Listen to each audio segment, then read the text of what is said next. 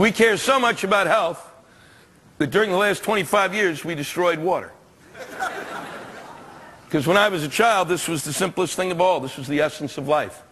And when you were thirsty, that's the operative word, ladies and gentlemen. The word is and has and will always be thirsty. Not hydrate. They made that fucking word up. I could go anywhere in my house when I was a child. You know, there was 3 or 4 different rooms. I could go into my basement and I could get clean water and drink it. And then go back out and play. And those were great times.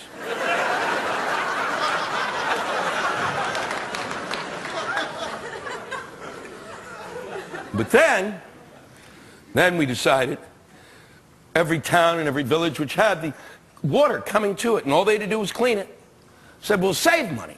We won't clean the water so much. And with the money we can save, we can then buy the water at the supermarket. Try to go through this logic with me. Our country had water coming to our homes. And even if we were locked out, we could still get it. Clean water. And we said, no, fuck you. I don't want it to be that goddamn convenient. I want to drive and drive and drive and look for water like my ancestors did.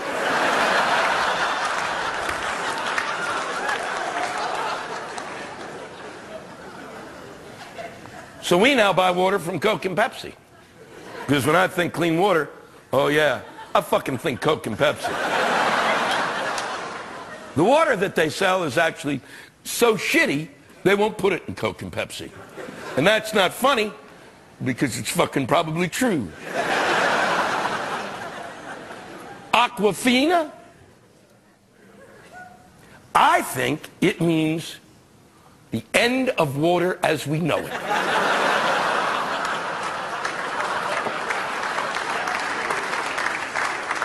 Then there's spring water.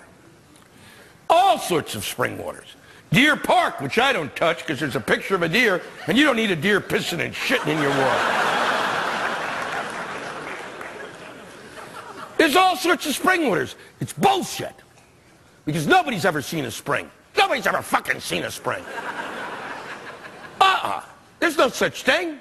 Fuck, when was the last time you said, boy, I can't wait to go to a bottling plant? You know where spring water comes from? There's a couple in Pittsburgh that sits in a bathtub and fills these fuckers up. Because that's how stupid they think we are. They think we're so stupid that on many bottles of spring water, they print the nutritional facts. The nutritional facts of water.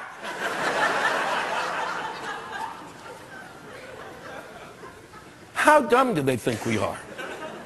It's as if they believed that we fell asleep on a nuclear reactor and our brains had melted and we are now nothing more than meat with eyes. I wonder how many calories are on water. Let me look.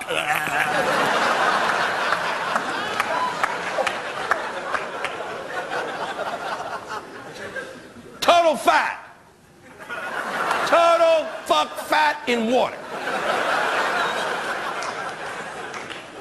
What that implies is that there's water with chunks of fat in it. And I gotta find that water because that's the tasty goddamn water.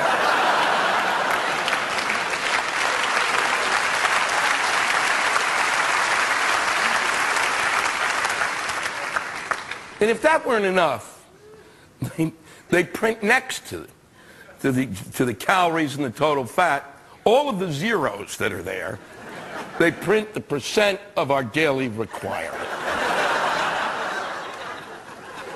If they think we're that stupid, the labels on spring water should just be written in crayon, with the R reversed, and a finger like this.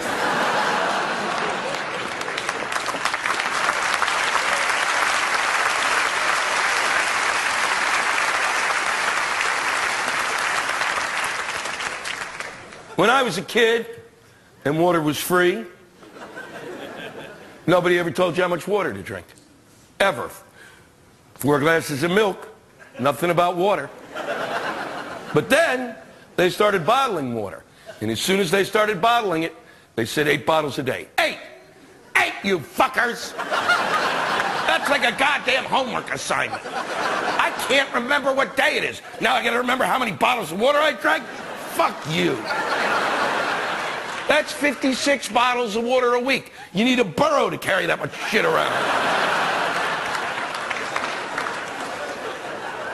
And if you don't drink 56 bottles of water a week, many doctors say at the end of the week, you should take a garden hose and shove it up your ass.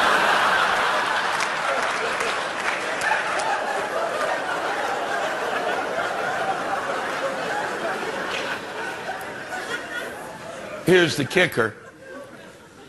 You're going to love this.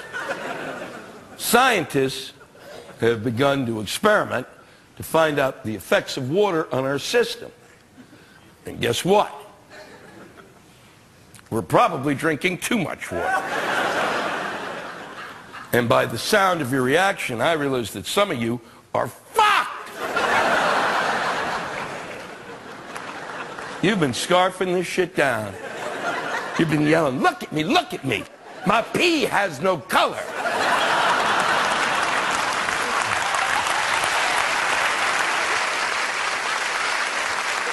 That's because you pissed all the nutrients in your brain away, and you're lucky your head hasn't caved in.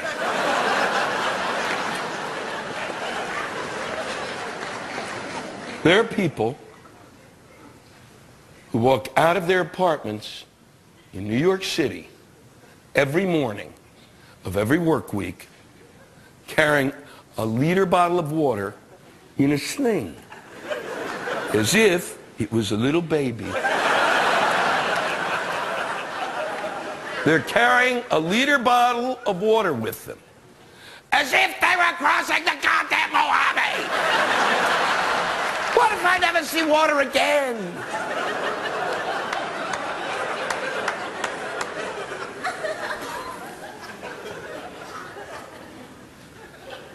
The bottom line is that nobody knows. Nobody knows shit about health.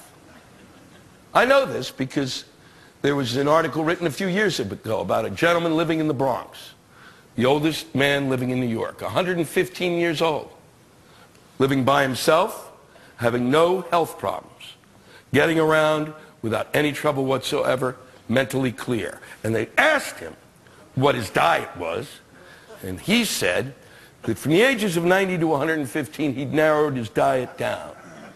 And it now consisted of bread fried in fatback and 3 gallons of Thunderbird wine a week.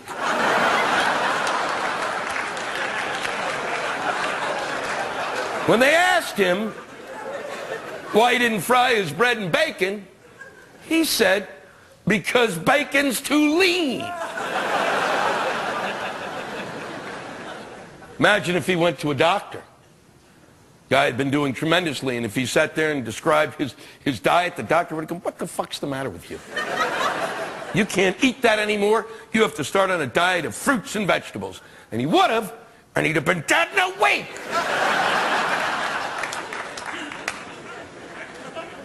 Because they don't know. They try to come up with these general rules of health. And they can't do it. It's impossible to do. Because everybody's health is different. What's good for one of you will kill the person sitting next to you.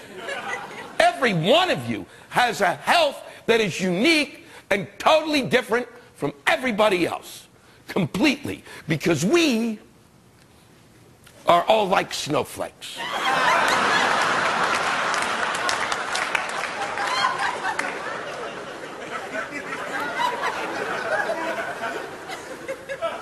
I've thought of 2 general rules of health, and I think these actually work.